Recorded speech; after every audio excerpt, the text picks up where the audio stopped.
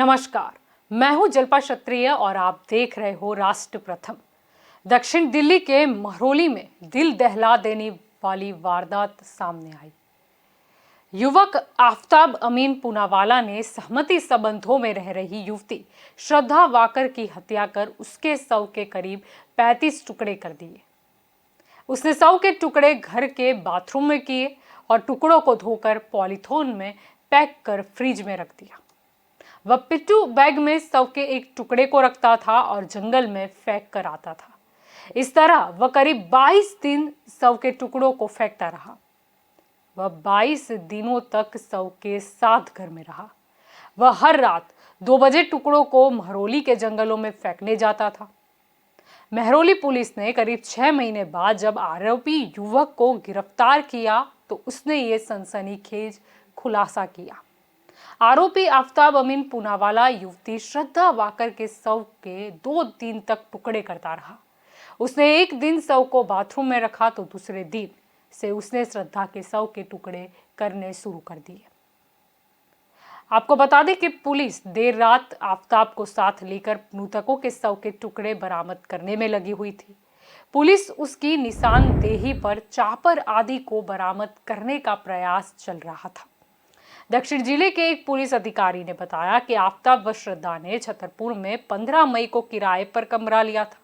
इसने 18 मई को श्रद्धा की गला दबाकर हत्या कर दी। इसके बाद वह घबरा गया। इसके बाद उसे विदेशी क्राइम सीरियल डेक्स्टर की याद आ गई।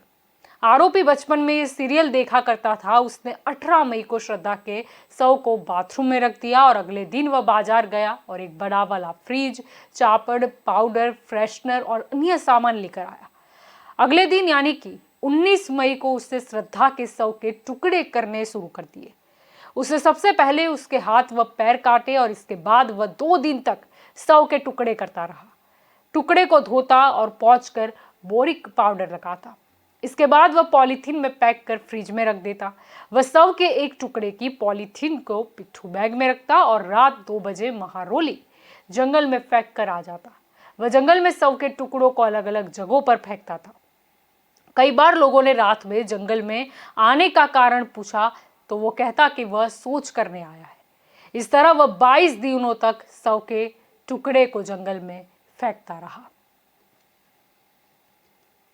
आपको बता दें कि आरोपी फ्रिज के साइड वाले गेट पर खाने पीने का भी सामान रखता था, जबकि उसके अंदर उसने शव के टुकड़े रखे हुए थे और फ्रिज में कोल्ड ड्रिंक, पानी, बटर, पेप्सी व दूध आदि सामान भी रखा हुआ था।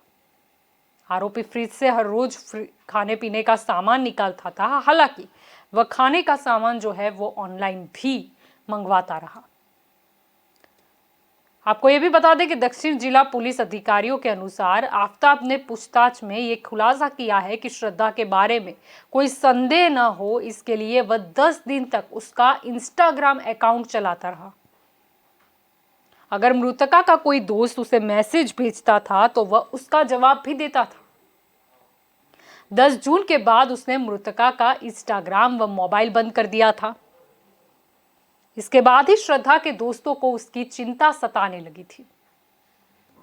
अब आपको यह भी बता दें कि आफताब दूसरे समुदाय से ताल्लुक रखता था। इस कारण मृतका के परिजनों ने शादी करने की अनुमति नहीं दी थी और इसी कारण दोनों ही मुंबई में सहमति संबंधों में रहने लगे थे। यह भी आरोप है कि आरोपी श्रद्धा के साथ मारपीट करता था। एक बार विकास वाकर श्रद्धा को लेने दिल्ली भी आए थे, मगर आरोपी ने माफी मांग ली थी और वह आफताब के पास ही रुक गई थी। मृतका अपने दोस्त लक्ष्मण के संपर्क में थी। वही उसके बारे में उसके माता पिता को जानकारी भी देता था। अब पुलिस को जांच में पता लगा है कि आफताब के फ्लैट में एक और लड़की आती जाती थी। दूसरी लड़की ने श्रद्धा की मौत के बाद आफताब के पास आना शुरू किया था, मगर आरोपी ने दूसरी लड़की को श्रद्धा के शव के टुकड़े फ्रिज में रखे होने का पता नहीं लगने दिया था और जब उसने शव के टुकड़े ठिकाने लगा दिए तो उसने फ्लैट भी बदल लिया था। आपको बता दें कि 14 सितंबर 2022 को श्रद्धा के भाई श्रीजय विकास वालकर को उसके एक दोस्त लक्ष्मण नाडर ने फोन कर बताया कि उसका फोन पिछले 2 महीने से बंद आ रहा है। इसके बाद पिता ने 6 अक्टूबर 2022 को वसई के मानिकपुर थाने में उसके लापता होने की शिकायत दर्ज कराई। अब इस घटना पर दिल्ली महिला आयोग की प्रमुख स्वाति मालीवाल ने दिल्ली पुलिस को नोटिस भी भेजा। मीडिया के साथ बातचीत में दिल्ली महिला आयोग प्रमुख ने कहा कि मैं चाहती हूं कि दिल्ली पुलिस बताए कि क्या ये आदमी अकेले ऑपरेट कर रहा था, क्या इसके साथ कोई गैंग भी थी। मामले में सख्त कार्यवाही हो और आरोपी को कड़ी सजा दी जाए। अपनी बात को आगे बढ़ाते हुए उन्होंने ये भी कहा कि ये चौंकाने और दिल दहलाने वाला मामला है। दिल्ली पुलिस ने एफआईआर दर्ज कर ली है, आरोपी को गिरफ्तार कर लिया है। मैंने दिल्ली पुलिस को नोटिस भेजा है कि 6 महीने पहले इतनी बड़ी घटना को कोई अंजाम देता है और उसका पता भी नहीं चलता। और तो और दूसरी ओर केंद्रीय मंत्री गिरिराज सिंह ने भी इसे लव जिहाद बताया।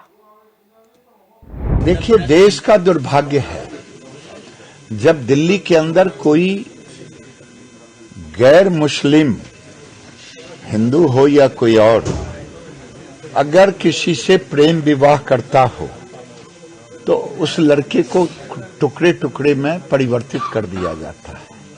लेकिन नाम बदल के, शोला बदल करके, भेष बदल करके, फुसला बहला करके हिंदू लड़कियों को, जो मुंबई में घटना हुई है, उस मुस्लिम लड़कों ने अपने साथ विधिवत, जैसा उसके परिजन कह रहे हैं कि उन्होंने एक तरह से लिविंग रिलेशन नहीं बल्कि वैवाहिक रिलेशन के रूप में, और जब उसके बाद उसे टुकड़े टुकड़े करके फेंक दिया, ये दुर्भाग्यपूर्ण है। इस देश के अंदर में ये एक लव जिहाद, एक तरह से मिशन चल गया है मुस्लिम का। लव जिहाद, लोगों को ठगना, हिंदू लड़कियों को पहला फुसला करके अपने साथ जोड़ना और जोड़ करके और फिर उसे इस ढंग से या तो छोड़ देना या मौत के घाट उतार देना, ये दुर्भाग्यपूर्ण है। केंद्रीय मंत्री गिरिराज सिंह ने तो ये कहा कि लव जिहाद है, और देखना ये भी रहा क्योंकि ये पहली वारदात नहीं है, कई और वारदात पहले भी हो चुकी है।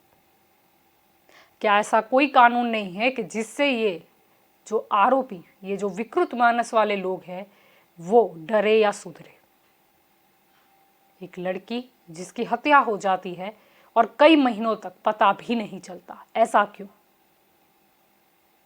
सहमति से साथ रहने वाली ये लड़की की हत्या हो जाती है और कातिल डरता भी नहीं है। क्या सही में उसे कोई डर नहीं है या फिर इनका मकसद एक ही है? अब देखना यही रहा कि आगे क्या कदम उठाया जाता है, और साथ ही कोई उदाहरण तो अब प्रस्तुत हो कि जिससे कोई किसी की हत्या करने से पहले या फिर लव जिहाद से पहले 100 बार सोचे। यह हमारी स्पेशल रिपोर्ट थी। आगे की जानकारी के लिए आप जुड़े रहे राष्ट्र प्रथम के साथ। नमस्कार।